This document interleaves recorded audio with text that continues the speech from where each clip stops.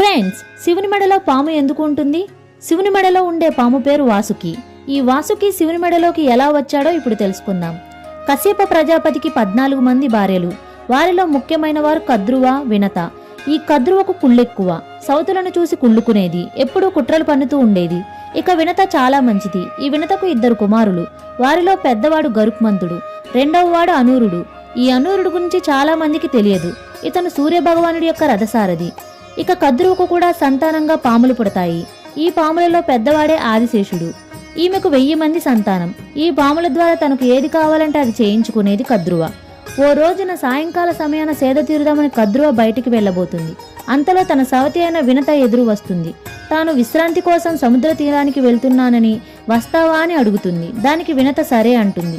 ఇద్దరూ కలిసి సముద్ర తీరాన సేద తీరడానికి వెళ్తారు. వీరిద్దరికీ కాపలాగా వందలాది సర్పాలు వస్తాయి.